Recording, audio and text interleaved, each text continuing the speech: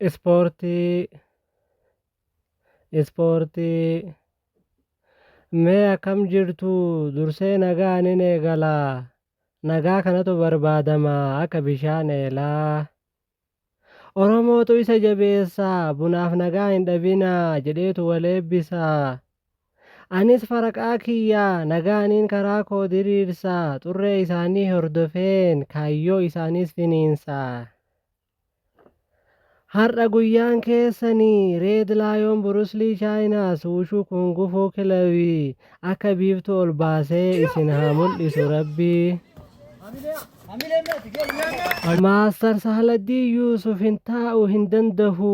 jetteetu isaan hinaaftuun teessee osoo guyyaa lakkooftuu as gaheera kunoo ji'a 8 guutuu ganna roobaaf horofaa bona dabaree immoo galgalaaf ganama qorraa guyyaa keessa hawwaaraa qaxxaamuree dhufee jira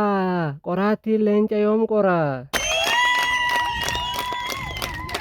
qallaa ilma yuusuf imaamaa tolchi hidda lafa qabsiisi kan ashaaraa mul'atu dagaagee waggaa 90 duruu isin warra seenaa akaakuuf abaabilee kee argee beekuu baadhuus niin beeka kan isaanii seenaa kaaftanii dhaabdaniirtu biyya akka dagaleef utubaa manaa kan kute seenaaf dhiise olnaaf dabarsaa gama dinqa seenaa maastar saaladdiin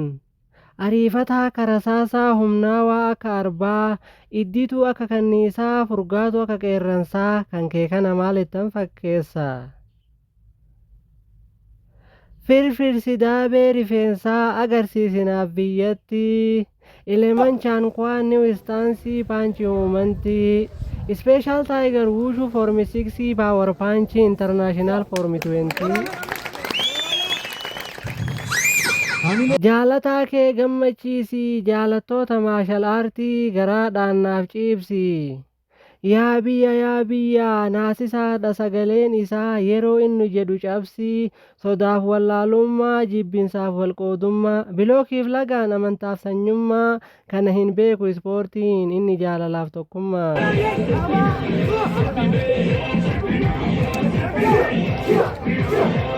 fayyummaa qaamaa eegee lafee foon keessaa diriirsaa madaa lafee fayyisee boca qaamaa miidhagsaa dadhabbii tokko malee kaayyoo jaarraaf abdiin imalchiisaa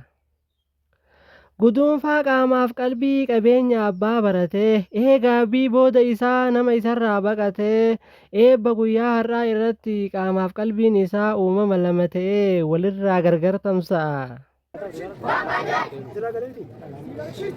ispoortiin abbaa qabdii kun sirbeenii kunis walaleesse gama keessoo keenyaatiin deebi'a waa'ee isaa beekaaf dhiisee gaafa ijaarsaa koottuu yoo jedhaniin ni baqataa diigi jedhaniin immoo gasoo qaratee fiigaa jedhe waloolataa qana'ii jaalalaaf iddoo hin qabnu jibbaa waloree nurratti dagaagaa xiinxaliyaa namaa fageenyaan dubbii tana qabeenya hin qabnu jaalalli waloos hin jiru tokkummaanis sanuma qilleensa alaaf karaa bannee kan booroo keenyaa ukkaamsina fedhii dhuunfaan butamnee dhimma waloo keenyaa sarbina alaa ol bubbisee kallattiin booroon useena silaa biqiltuu mukkeeniin kan akka ejersaan birbirsaan hangam isaan dhabaniyyuu sukaahiidhaan karraaf dallaa ofii cufatan isin isaan arguuftanii cabsitanii mataa irra deemtan michoomtanii qilleensa alaan hamma qaawwal ilmoo taatee si seentee si keessaa naa baatu hamma arbaa geessee jedheetu abaaree jaarsi gaafa qilleensi qal'oon sun hanga obomboleettii geesse dhiisaa malee rabbiinuu wahumaaf waliin nu uume obomboleettiin kun ni darbaa yeroo nuu isa sukkaamee xumuree jira ani nuhi waariyooti guyyaa 9 ji'a 6 bara 2018 finfinnee waan dhageeffataniif horaa bulaa galatoomaa